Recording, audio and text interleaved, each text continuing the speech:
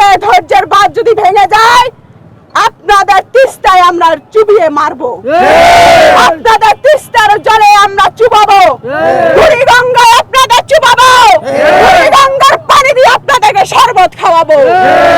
আপনারা আমাদেরকে চিনতে পারেন নাই। যমুনার সামনে ইনকিলাব মঞ্চের উপরে যে হামলা চালিয়েছে, আমাদের সাংবাদিক বন্ধুদের উপরে যেভাবে করে নারকীয় হামলা চালিয়েছে, তার তীব্র নিন্দা এবং প্রতিবাদ জানাই।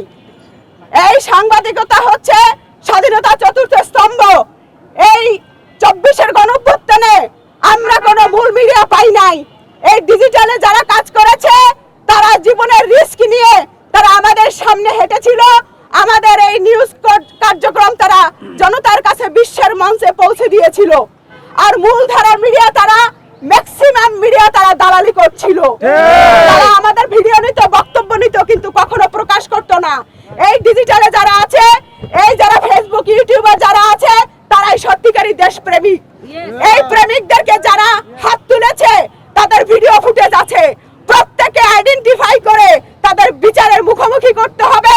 আর ভবিষ্যতে যেন কোনো সাংবাদিকের গায়ে হাত না দেয়, সেই জন্য আমাদের কঠোর থেকে কঠোর আন্দোলন দিতে হবে। যদি এই 12 তারিখে জাতীয় ইলেকশন না হতো, আপনাদের পিঠের চামড়া তুলে ফেলতাম। আমরা বুঝিয়ে দিতাম, অন্যায়কারীর বিরুদ্ধে এই জনগণ যদি একবারে জেগে ওঠে, আপনাদের পিঠের ছাল থাকবে না। আপনাদের লুঙ্গি খুলে দেব, আপনাদের চরিত্র উন্মোচন করে দেব। আপনাদেরকে আমরা হাতে মারবো না, ভাতে মারবো না, আপনাদেরকে মারবো আমরা ইজ্জতে। আপনাদের লুঙ্গি খুলে দেব, আপনাদের চরিত্র উন্মোচন করে দেব। আপনারা দালাল, আপনারা বাটপার, আপনারা প্রতারক।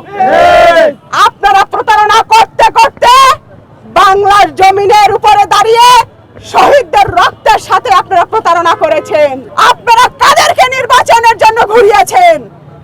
আজকে আমি যে রিস্ক নিয়েছি, 17 বছর শান্তিতে ঘরে ঘুমাতে পারি নাই, 18টা ডিজিটাল নিরাপত্তা আইনের মামলা খেয়েছি, হারুনের কাছে একাধিকবার আটক হয়েছি, মিন্টু রুটে একাধিকবার ভাত না খাইয়ে আমাদেরকে বসিয়ে রেখেছে।